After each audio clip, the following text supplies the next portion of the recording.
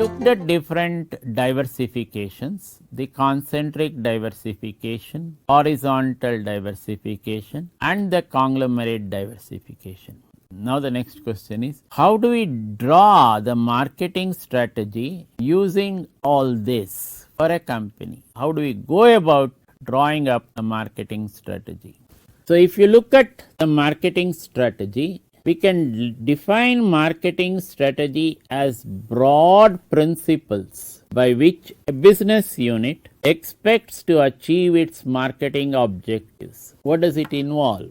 It involves decision on market expenditure, marketing mix, and marketing allocation. So you have broad principles by which business unit expects to achieve its marketing objectives. It involves decisions on market expenditure, marketing mix, and marketing allocation. So how do you look at marketing strategy? You have to look at marketing strategy with respect to a business unit. Kindly note that. And what do you do with respect to that business unit? You draw or you delineate the broad principles by which this business unit expects to achieve its marketing objectives. So you look at its market expenditure, marketing mix, and marketing allocation. Using this definition of marketing strategy, we can give what is the type, what is the basis for drawing this marketing strategy. There are essentially 5 bases for drawing the marketing strategy. One is market segmentation. Second is market positioning. Third is market entry. Fourth is marketing mix. Fifth is timing. So the basis for drawing up the marketing strategy is market segmentation, market positioning, market entry, marketing mix, and timing. Now what is market segmentation? You can segment your market on certain characteristics. It can be geographical, it can be end users, it can be buyer types, it can be customer size, it can be customer class, or it can be specific products. Geographical, depending on the regions where you are operating. For example, a TVS company, though operating throughout the country, very strong in the south and the west. Now it has moved up to the north and also the northeast as well. Okay, but very strong in this market. Similarly, the Honda, it was very strong, the Hero Honda. Now Honda is removed, you are only having the Hero now. It was very strong in the north, now making its foray or has already made its foray very strongly into the south as well. Market positioning. What is this? The characteristics of the market positioning. Suppose it is sufficient current size. That is, you are having your position in the market which you think is good enough. That is sufficient current size. It also, let us say, provides further growth potential. So this positioning which you are making use of can be used to develop the market further.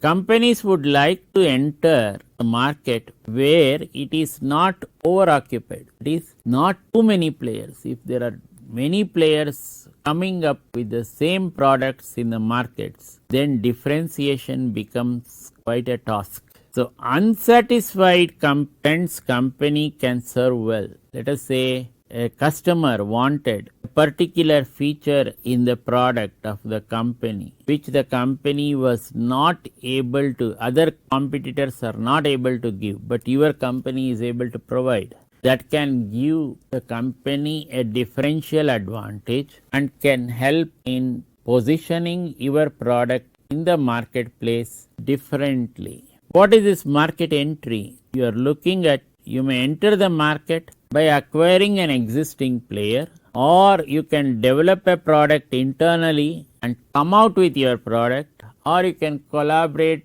and come out with a new product. So the entry of Tata's into the coffee market is a good example of acquisition. When Tata's acquired what was then called the Consolidated Coffee, which was operating in Kurk, and you now have what is called the Tata Coffee coming up from the same Consolidated Coffee. So that leads you to the new domain called acquisitions, acquisition of a company or a merger of a company, and this merger and acquisitions is a very big subject in marketing and finance as it exists now in our country because of the fierce competition. Then what is this marketing mix? This marketing mix stands for a set of controllable variables. Kindly note, it is a set of controllable variables that the firm can use to influence the buyer's responses.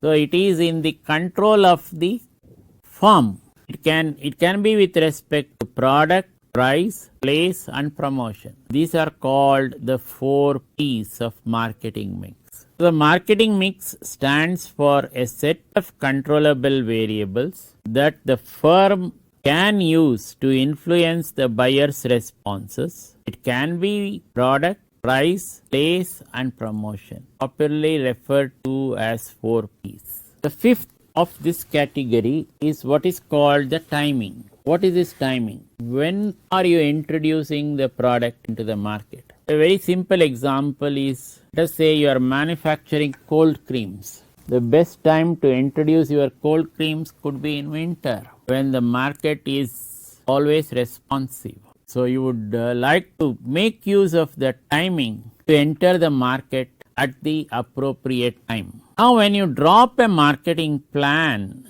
you are looking at 5 things. One is what is called what should be your sales targets, and in order to achieve that sales target, what should be the total marketing budget. In order to achieve this total marketing budget, what is the type of marketing mix allocation that you are using? That is advertising, sales promotion or personal selling. Then what is the type of pricing that you are going to adopt? Pricing can be zone specific. It should consider demand. It should consider cost and competition. And the last aspect of it is this marketing budget is across the products or the product lines of the company.